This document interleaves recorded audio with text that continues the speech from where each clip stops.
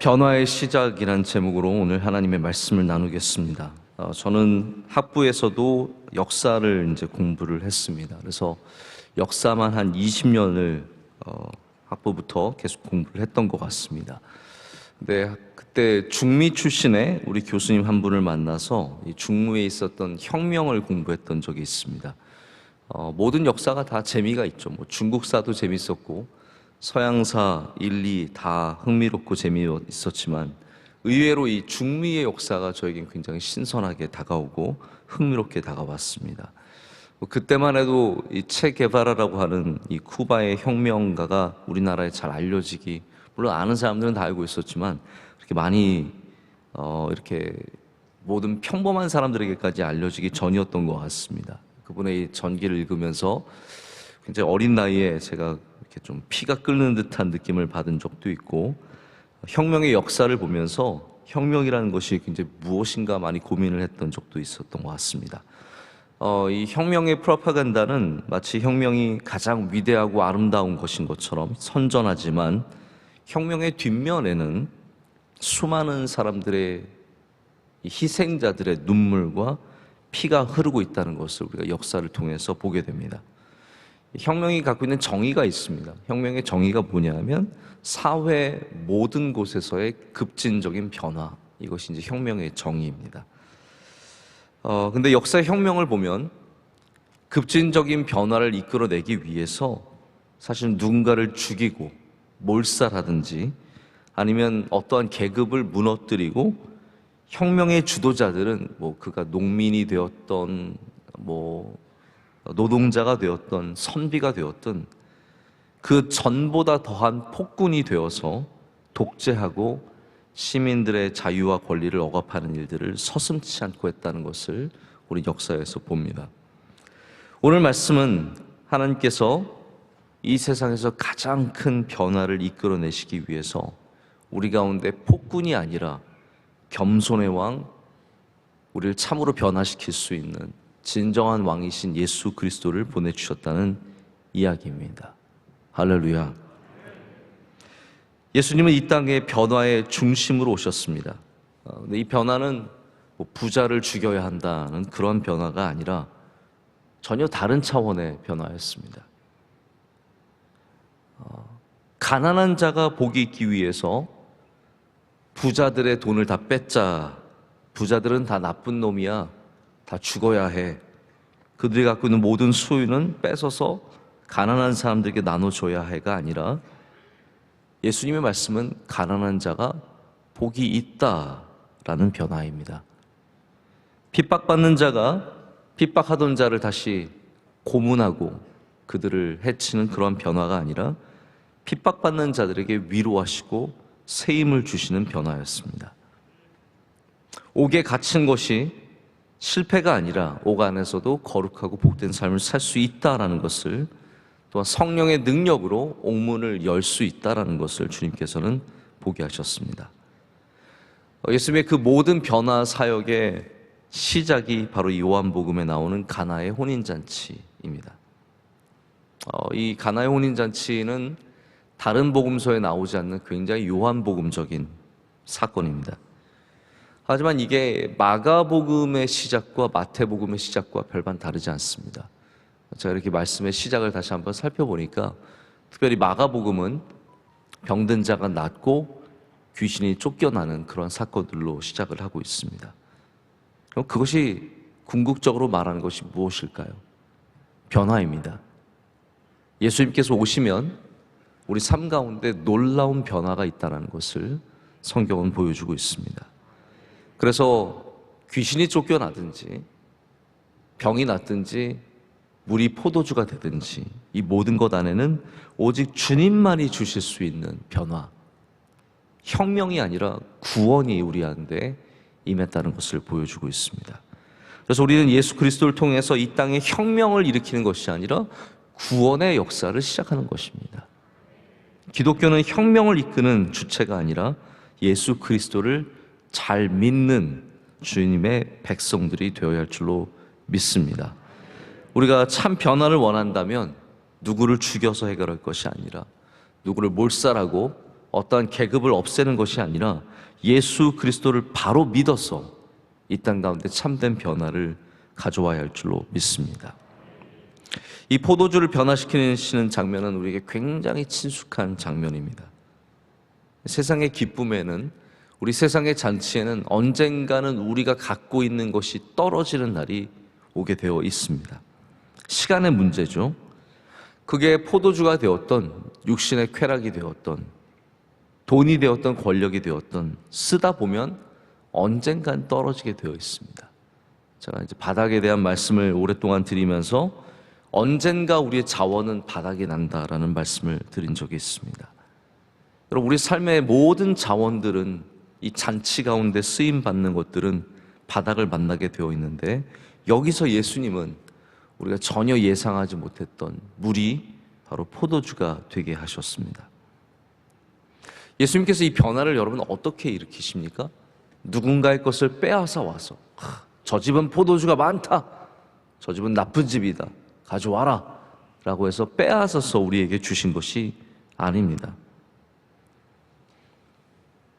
지나가던 사람의 것을 강도질해서 우리의 것을 채워주지 않으셨습니다. 우리가 전혀 상상할 수 없는 방식으로 변화를 이끌어내셨습니다. 이것이 바로 오늘 우리가 대림절에 기다리는 예수님께서 하시는 일입니다. 우리의 잔치가 더 이상 이어질 수 없는 상황 가운데 보혈로서 우리를 구원하시고 우리를 전혀 다른 방식으로 세워주십니다. 여러분, 다시 말씀드리자면 권력도 힘도 능력도 우리를 구원할 수 없다라는 것이죠. 포도주를 더 이상 가져올 수 없습니다. 예수님은 어떻게 보면 물같이 적이 있지만 별로 중요하지 않은 그런 분이시죠. 오늘 잔치집의 모습을 한번 머릿속에 생각해 보십시오. 저기에 물이 있습니다. 근데 그 어느 누구도 물의 중요성을 알지 못합니다. 이 물은 대단한 물도 아니고, 제가 짐작컨대 이것은 손을 씻으려고 혹은 발을 씻으려고 가져다 물을 뿐입니다. 이 물은 대단하지 않은 물이며 아무도 관심이 없는 그러한 존재입니다. 여러분, 예수님은 이 땅에 바로 그러한 존재로 오셨습니다. 예수님에게 사람들은 관심을 갖지 않았고, 성경이 예언하듯이 예수님의 모습은 별로 흠모할 만한 것이 없는 아주 평범한 존재였습니다. 그러나 그 예수님께서 그 물이 포도주가 되시게 하셔서 우리의 다시 기쁨을 주시고 우리의 삶 가운데 우리의 잔치를 이어갈 수 있도록, 아니 전혀 다른 잔치가 시작될 수 있도록 은혜를 주십니다. 예수님께서 행하시는 일은 바로 이런 구원의 모습입니다. 이 세상의 교회는 어쩌면 잔치집에 있는 물 같은 존재가 아니겠습니까? 아무도 우리에게 관심을 갖지 않고 흠모할 만한 것이 없으며 우리는 대단하지 않은 존재인 것처럼 저기 잔치 한 구석에 놓여져 있습니다. 하지만 정말로 이 땅을 구원할 것은 바로 이 교회를 통해서 하나님께서 이 땅에 주시는 줄로 믿습니다. 우리는 누구의 것을 빼앗아서 변화를 일으키는 존재가 아니라 바로 예수 그리스도의 말씀으로 주님의 구원의 능력으로 이 땅 가운데 변화를 주는 주님의 귀한 백성들이 될 줄로 믿습니다. 우리의 구원은 예수님을 믿음으로부터 시작이 됩니다.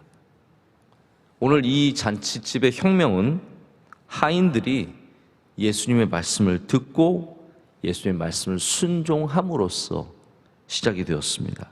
이게 5절부터 8절까지 나와 있는 말씀의 내용들입니다. 예수님께서 이 어머니 마리아는 예수님의 능력은 알았어요. 믿었어요. 그러나 어떻게 하실지는 전혀 알지 못했습니다. 그래서 하인들에게 가서 예수님께서 시키시는 대로 하라라고 요구를 하십니다.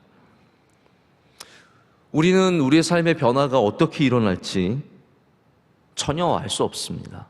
누구로부터 또는 어떤 방식으로부터 언제부터 그런 변화가 일어날지 전혀 알 수가 없습니다. 그러나 분명한 것은 이 모든 변화의 중심에 계신 예수님을 믿고 따르면 우리 삶 가운데 변화가 시작될 줄로 믿습니다. 예수님께서 처음에는 이 일에 끼어들기를 거부하셨다는 것을 여러분께서 잘 아실 겁니다. 4절에 보면 때가 이르지 않았다. 어머니, 저는 아직 때가 이르지 않았습니다. 제가 이 잔치집에 그거 하려고 온 것이 아닙니다. 저는 아직까지 제가 이 땅에 메시아로 왔다는 것에 대해서 일을 시작하는 일들을 준비하지 않았습니다. 라고 말씀을 하십니다. 근데 예수님의 어머니의 생각은 좀 달랐습니다. 예수님의 어머니는 보시기에 이곳에 은혜가 필요했습니다. 이게 제일 중요한 것 같습니다. 우리에겐 은혜가 필요합니다. 그러면 예수님께서 준비하지 않으셨던, 계획하지 않으셨던 주님의 은혜를 우리 가운데 베풀어 줄 줄로 믿습니다. 원래 어머니들은요, 제가 아들로서 이걸 고백을 합니다.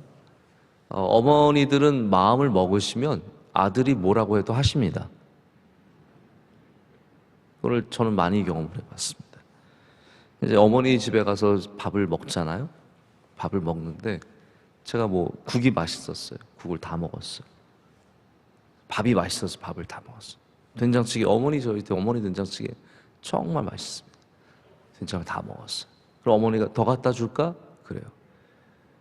이건 저의 대답과 아무 상관이 없는 질문이에요. 더 갖다 줄까라는 말은 이미 마음속에 더 갖다 주기를 작정하셨다라는 말씀이고요. 그러면 제가 아니요 엄마 저 배불러요. 이따위 대답은 아무 소용이 없습니다. 저는 국 더 안 먹을게요. 된장 다른 반찬 먹을게요. 이미 소용이 없고 엄마 됐어요라는 저의 대답과 함께 어머니 이미 일어나셔서 된장을 푸고 계시고 밥을 푸고 계시고 국을 다시 가져다 주십니다. 저는 이게 이제 어머니들이 하신 일이라고 생각을 하고 예수님도 바로 이 함정에 빠진 거죠.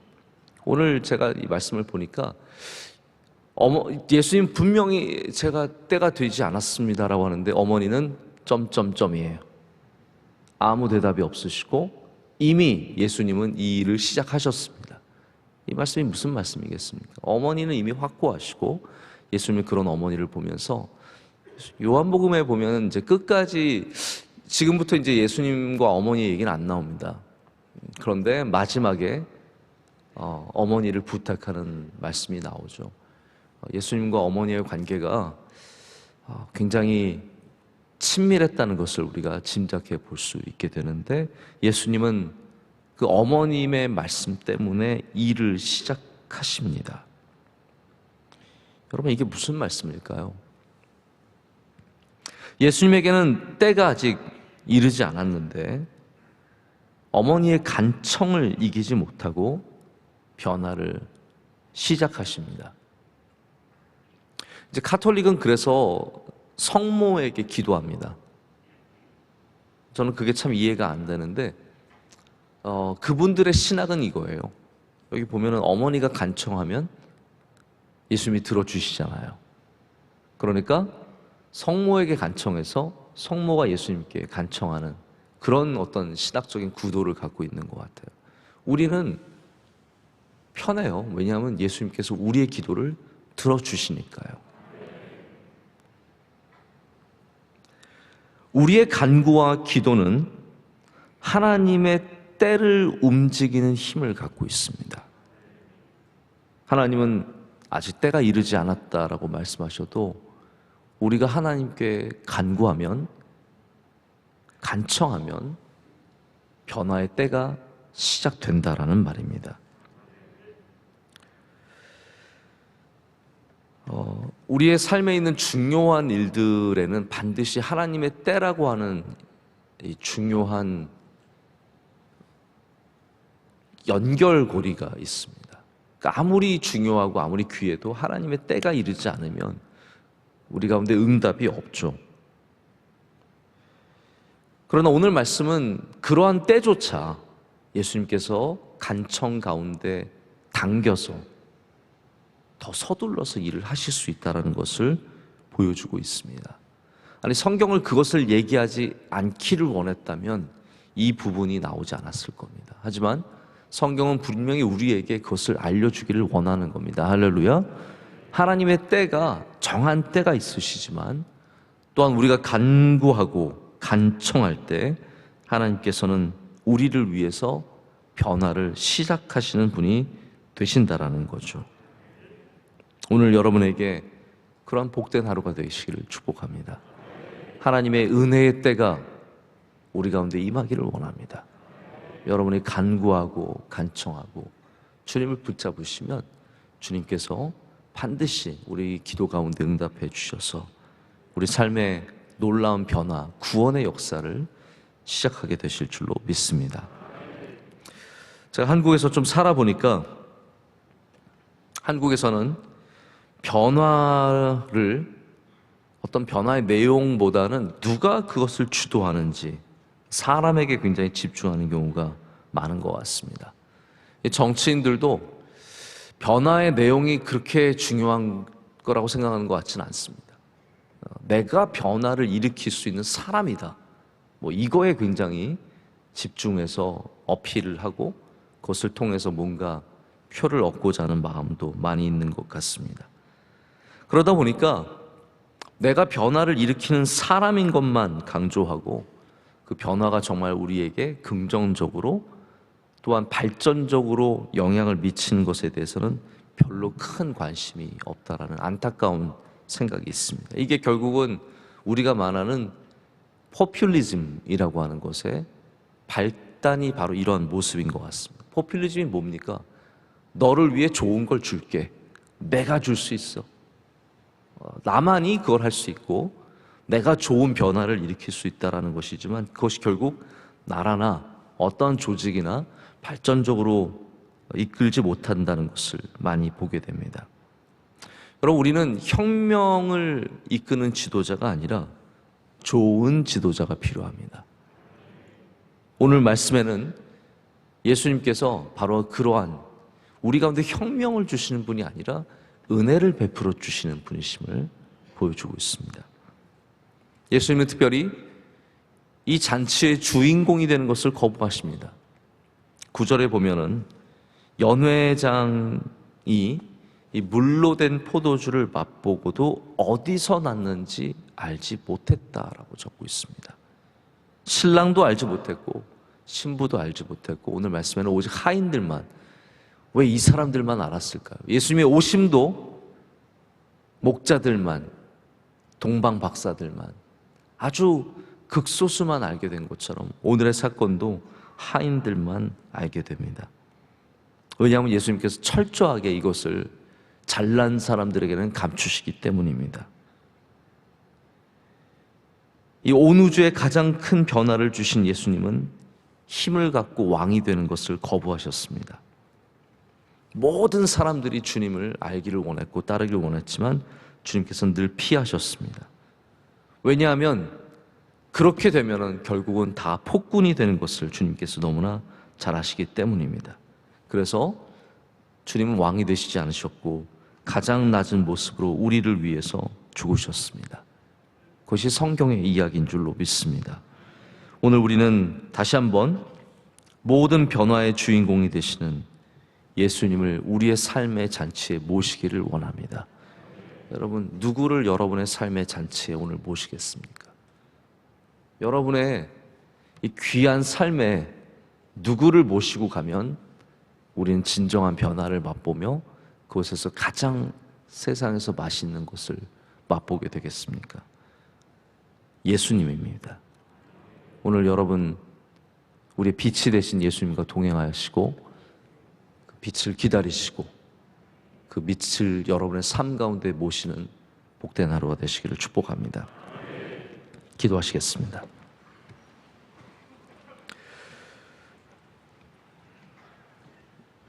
이 세상의 빛으로 이 세상의 암흑 가운데 빛을 주시기 위해 추위 가운데 따뜻함을 주시기 오신 예수님, 오늘 우리에게 찾아와 주시고 우리 가운데 빛을 비춰주시니 감사합니다. 하나님, 어두웠던 우리 삶의 잔치에 주님께서 오셔서 변화를 주시고 모든 것이 끝나버린 우리의 잔치에 오셔서 새로운 잔치를 일으켜 주시옵소서. 오늘도 주님을 간절히 기다리며 주님의 때가 시작되기를 간절히 바랍니다. 하나님, 간구하는 주의 백성들에게 찾아가 주셔서 오랫동안 기다렸던 백성들이 기쁨을 맛보게 하여 주시옵고, 기다리던 주님을 만나며 주님의 은혜가 시작되는 것을 맛보게 하여 주시옵소서. 연약한 자들에게 강함을 허락하여 주시고 눈물을 닦아주시고, 하나님, 신음하며 고통 가운데 있는 주의 백성들에게 주님께서 오늘 기쁨을 허락하실 줄로 믿습니다. 우리 대한민국에 은혜 내려 주시옵소서. 하나님, 우리나라 누가 다스려야 좋은 나라가 되겠습니까? 주님께서 우리나라를 다스려 주시옵고 우리나라를 인도하여 주시옵소서. 속히 통일을 허락하여 주시오며 미래 세대가 하나님 바로 설 수 있도록 이 나라의 모든 문화와 사회 가운데 은혜를 베풀어 주시옵소서. 경제적으로 어려운 분들이 너무나 많이 있습니다. 주님, 은혜 내려 주시옵소서. 다문화 가정과 함께하여 주시옵고, 독거 노인들과 노숙자들과 미혼모들과 우리 고아들과 수많은 어려운 가정들, 하나님께서 오늘도 기름 부어 주시고 위로하시며 세임과 능력을 주실 줄로 믿습니다. 하나님, 우리 명성교회 위에 주의 긍휼을 베풀어 주시옵소서. 주님을 경외하며 우리 모든 잔치에 주님께서 주인공이 되시는 거룩한 주님의 백성들, 주님의 교회가 되게 하여 주시옵소서. 선교지와 선교사님들 주의 장중에 붙잡아 주시오며 우리 모든 선교의 사명 가운데 주님 은혜를 베풀어 주시옵소서. 사랑하는 원로 목사님 기도하실 때 주님께서 들어주시고 응답하여 주시오며 하나님께서 놀랍게 모든 선교의 걸음마다 동행하실 줄로 믿습니다. 오늘 새벽 예배를 드리는 주의 성도들과 함께하여 주시고 기도하신 집사님의 기도를 기뻐 받아 주시며 그의 삶 가운데 갑절의 능력을 베풀어 주시옵소서. 오늘 봉사한 주의 여종들에게도 함께하여 주시옵고 오늘 성전 오가는 발걸음들을 지켜주시며 기도 가운데 응답하여 주시오며 기적과 또한 표적을 우리 삶 가운데 베풀어 주실 줄로 믿습니다. 대림절을 기다리는 모든 자들에게 은혜 내려 주시옵소서. 예수님의 이름으로 기도드립니다. 아멘.